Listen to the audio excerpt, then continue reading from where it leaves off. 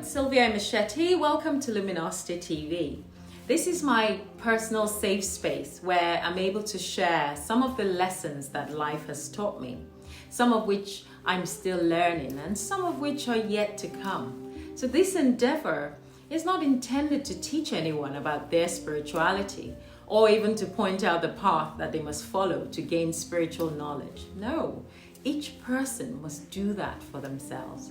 This is designed to share my own experiences about my spiritual journey, and hopefully one person out there will find it useful for themselves on their own journey. We are, after all, our brother's keepers, and every single day we are learning and exchanging ideas and concepts with each other, as long as the goal and the intention is of a genuine nature. No one can survive being an island on their own, and so it is vital that we pour out that which we have in order to fill back in what we are missing. Just like the petrol tank of a car needs to be empty or at least depleted in order to get filled up with new fuel, it's the same with us. In order to keep our engine revving, we need a constant top-up. We need to give off something of ourselves, even in the smallest possible way, in order to be able to receive and be full again. This is a universal law in creation, the law of give and take, or the law of giving and receiving. Many people have heard about this law, but they're not able to consciously manifest it in their lives. Like I always say, we are simply energy. And so everything we do operates on an energetic level in this world. And so the universe gives to each of us according to the energy that we ourselves are giving off and according to our own inner vibrations that we're able to express. So in other words, you can't crave abundance and then you live life with a scarce mindset. You can't seek beauty around you and yet you create ugly thought forms in your soul. You can't demand that truth be told if you yourself specialize in telling lies. If you want to experience more love, for instance, then you have to share your own feelings of love towards others. If you want to experience peace around you, then your intention must be one that creates a peaceful atmosphere for others. If you want to expand your knowledge like I do, you have to share the little knowledge that you have in order to gain further clarity and expand on your own. If you sit tight with one of those I know it all attitude, that means you're like a parked car with a full tank going nowhere and needing no fuel. And this ultimately leads to stagnation and a lack of movement. So through that mutual exchange of our energies, our thoughts and our ideas, we are helping each other to grow. We help each other to rise up, and we observe that law of give and take. There are a few lessons I've learned in my life, and one of the best ones is the joy of giving. Every single person that comes your way, you give them something of yourself. It doesn't have to be tangible stuff like most people think, but in simply giving without expecting anything in return. A kind word, a beautiful smile, a careful consideration for other people's feelings, a positive intention, a genuine thought towards someone else. They could be many million miles away, and they don't even have to be in your vicinity. But in your inner being, you are giving something to them. It's not so much what we give, it's the intention and the energy that we hold when we decide to give. Are we giving wholeheartedly? Or are we giving with the intention to show the world that we are giving? That is like camera rolling and action, just to make us look good in the eyes of others. Are we able to separate our reality from our reality show? Because when the intention is wrong, you cannot receive anything back in return. And as much as we talk about giving, we mustn't also forget about receiving as well. We must always be prepared to receive. That means we must be deserving of the gift that's coming to us. We must open ourselves to it so that when it reaches us, we can recognize it.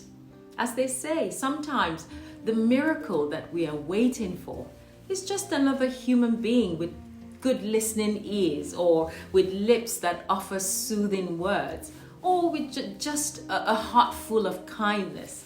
That's all we need sometimes. And when you give and you open yourself to receive, gratitude becomes a part of you. One of the most significant things that a person can do whilst they're on this earth is to give to others. The measure of a person is not in the number of servants he has, or the amount of money that he's acquired, or his power and influence. No, it's in how he serves humanity with what he has. Giving and being generous, it turns our focus outwards. That means away from ourselves to others. And I've realized it's one of the best feelings that anyone can have, the joy of giving.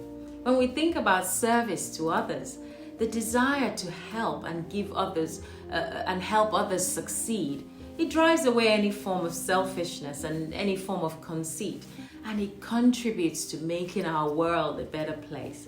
So that when we do receive, wow, it comes back to us 100-fold, much more than what we put in the first place. And people then say, wow, she's so lucky.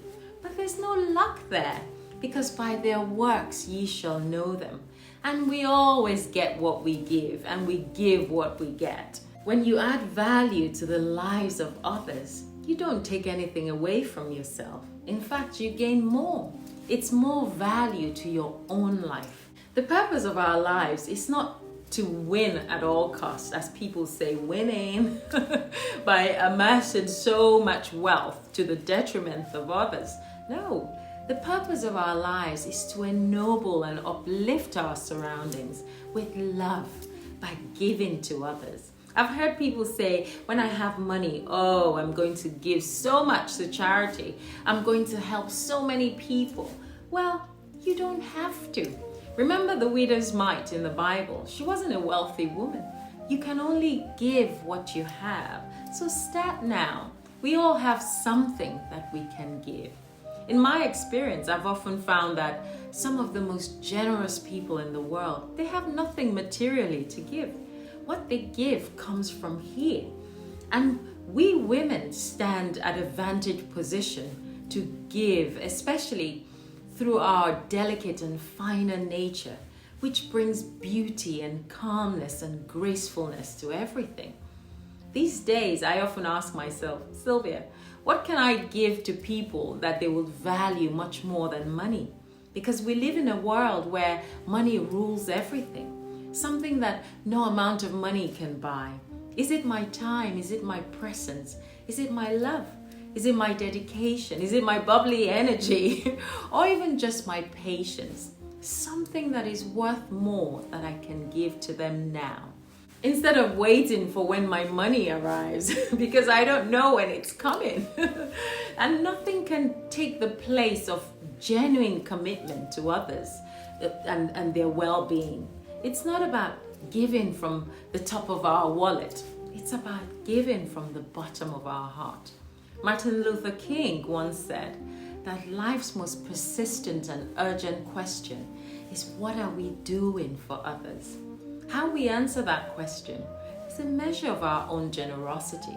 And the more generous you are with your time, with your effort, with your affection, and with your love, the greater your opportunity to discover yourself through doing something that's meaningful and significant for others, which will then in turn bring you fulfillment, abundance, and happiness in your own life. So why wait for when that big paycheck arrives, when we already have what we can give? Until next time, remember this. When we talk about the law of give and take, there's a reason why give comes before take. Because only in giving can one truly receive.